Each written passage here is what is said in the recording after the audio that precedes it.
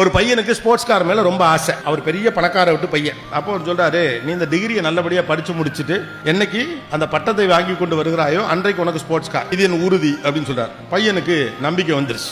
அப்பா sports car வாங்கி தரேன்னு சொன்னாரு. எங்கிறதுக்காண்டியாவது படிப்போம்னு சொல்லிவிட்டு கிடுக்கிட்டு நல்லா படிக்கிறான். கஷ்டப்பட்டு படித்து முடித்து விட்டு அந்த பட்டத்தை வாங்கி கொண்டு அந்த அங்கியோடு ஓடி வரான். அப்பா நீங்கள் சொன்னதுபடி நான் முதல் வகுப்பிலே தேறி இருக்கிறேன், இந்த பாருங்க என்னுடைய ஸ்போர்ட்ஸ் காருங்க, நீங்கள் வாக்குறுதி கொடுத்தீர்களே அப்படின்னு சொன்ன உடனே கட்டி இணைத்து ஒரு முத்தம் கொடுத்து விட்டு ஒரு புத்தகத்தை பரிசாக அவனுக்கு கொடுக்கிறார். அவனுக்கு ரொம்ப ஆத்திரம் வந்தது. தந்தை ஏமாற்றி விட்டதாக நினைக்கிறான். கோபமாக அந்த புத்தகத்தை அந்த இடத்துல வைத்து விட்டு விட்டு வீட்டை விட்டு கிளம்பி போகிறான். ஒரு 15-20 ஆண்டுகள் அதுக்குள்ள அவனுக்கு திருமணம் ஆயிடுச்சு, 2 குழந்தைகள்லாம் ஆயிடுச்சு. அவரை ஏதோ ஒரு காரணத்துக்காக விட்டுட்டு வந்துட்டுமே, அப்பா போய் பார்ப்போன்னு கிட்டத்தட்ட 20 ஆண்டுகளுக்கு பிறகு கிளம்பி தன்னுடைய சொந்த ஊருக்கு போறான். ஒரு 500-600 மைலுக்கு அப்பாற்பட்ட ஒரு இடம். அங்க போனா அந்த பழைய பங்களா அப்படியே இருக்கிறது. வீட்டுக்குள்ள போறாரு.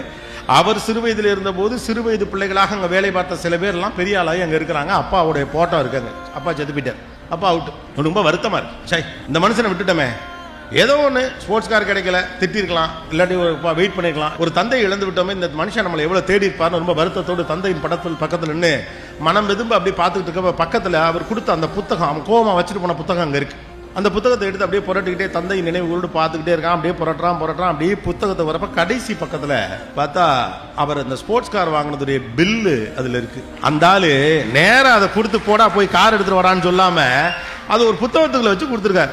இந்த முட்டா பையன் அவசரம் கொடுக்க கோவத்துல போட்டேன்னு புத்தகத்தை தூக்கி வீசிட்டு போயிட்டான். ஆனா கடைசி பக்கத்திலே உனக்கு வேண்டியது இருக்கிறது என்று அவர் சொல்லுவதற்கு முன்னாக ஓடி போகிறவன் தன்னைத்தானே அதிகமாக கேள்வி கேட்டுக்கொண்டு முடிவுகளுக்கு வருகிறான். கொஞ்சம் பொறுமையா இருந்தா நமக்கு தேவையானது